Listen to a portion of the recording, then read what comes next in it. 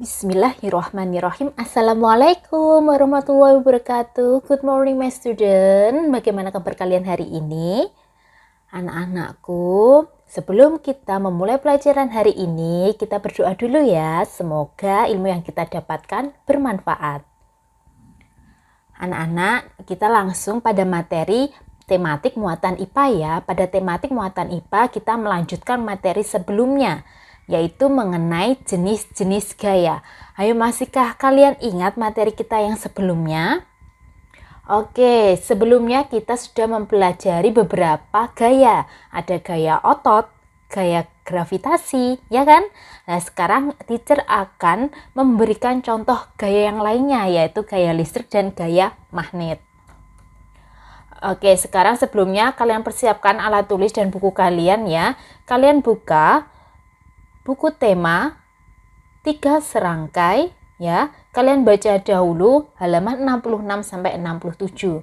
Di situ nanti akan membahas tentang pengertian listrik. Kemudian halaman 75 sampai 78 itu tentang sumber energi listrik. Oke anak-anak, dari hal yang kalian baca barusan ya, kalian telah menyimpulkan apa? Apa yang sudah kalian simpulkan mengenai energi listrik? Apa yang kamu ketahui? Nah, di sini teacher akan menyimpulkan ya. Yang pertama, gaya listrik itu adalah gaya yang ditimbulkan oleh benda yang bermuatan listrik. Nah, sedangkan muatan listrik itu ada dua. Ada muatan positif yang disebut dengan proton dan muatan negatif yang disebut dengan elektron. Selanjutnya, apabila muatan sejenis berdekatan akan tolak-menolak. Antara muatan positif dengan positif dia akan menolak. Apabila bermuatan berlawanan antara positif dan negatif dia akan tarik-menarik. Kemudian nanti kalian akan mengenal listrik statis, yaitu energi yang dikandung oleh benda yang bermuatan listrik diam. Kemudian ada listrik dinamis, yaitu listrik yang bisa bergerak. Ya, contohnya seperti kalian menyalakan AC, kalian listrik lampu di saklar itu stop kontak, itu contoh dari listrik dinamis. Untuk listrik statis di sini sifatnya tidak permanen ya, hanya membutuhkan beberapa waktu saja. Silahkan kalian perhatikan percobaan dari teacher, kalian juga bisa menirukannya di rumah. Oke. Assalamualaikum warahmatullahi wabarakatuh. Berikut adalah percobaan dari listrik statis. Alat yang perlu dibutuhkan yaitu ada penggaris, kemudian ada gunting, dan ada juga potongan kertas ya. Hal pertama yang kalian lakukan adalah kalian potong kecil-kecil dulu kertasnya ya, harus sekecil mungkin. Kemudian kalian siapkan penggaris plastik. Penggarisnya harus penggaris plastik. Kalian gosok-gosokkan di rambut kalian. Rambutnya harus kering ya, tidak boleh basah. Rambutnya benar-benar kering. Sekitar 1-2 menit. Semakin lama kalian menggosokkannya, maka listrik statisnya nanti juga akan lebih besar.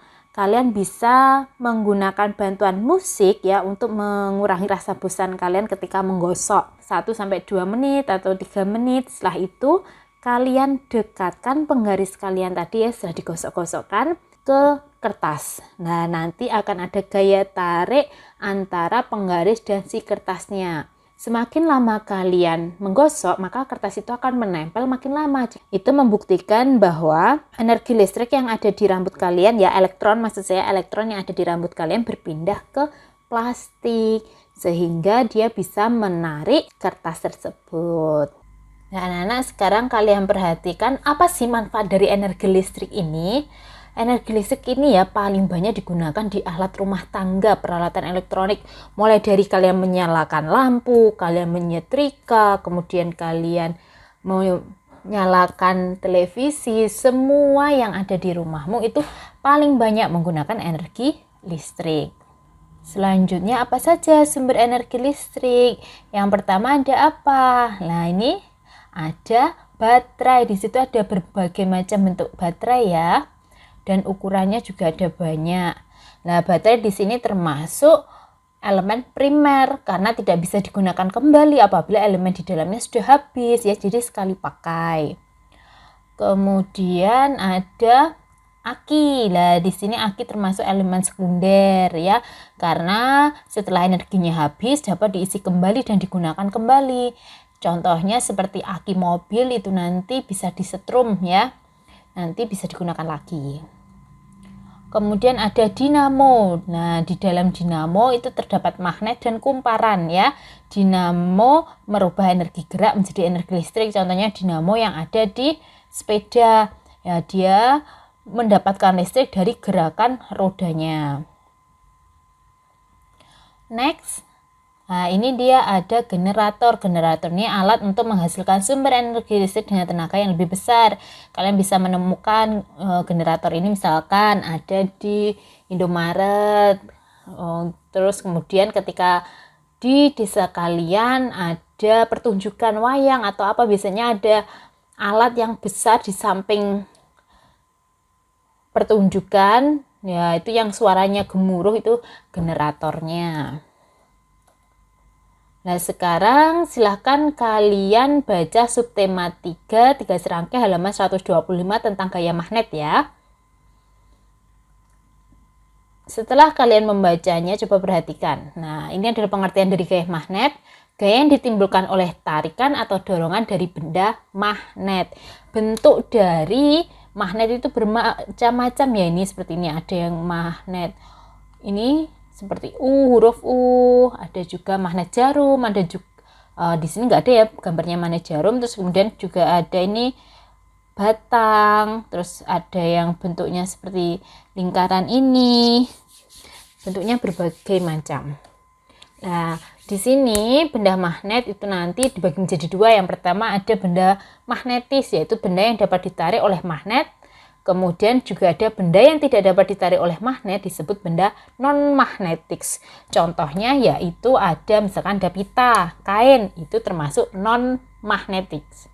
Kemudian ada balon, juga termasuk non-magnetis.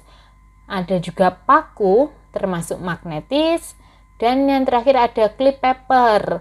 Nah, pokoknya yang bentuknya bahannya terbuat dari logam itu biasanya masuk ke benda magnetis. Jadi dia bisa ditarik oleh magnet. Oke anak-anak, cukup sekian ya materi kali ini tentang macam-macam gaya. Tadi ada gaya magnet dan juga ada gaya listrik. Nah, di gaya magnet ini fungsinya juga sangat banyak bagi kehidupan kita. Misalkan untuk kulkas, kemudian untuk kompas, petunjuk arah.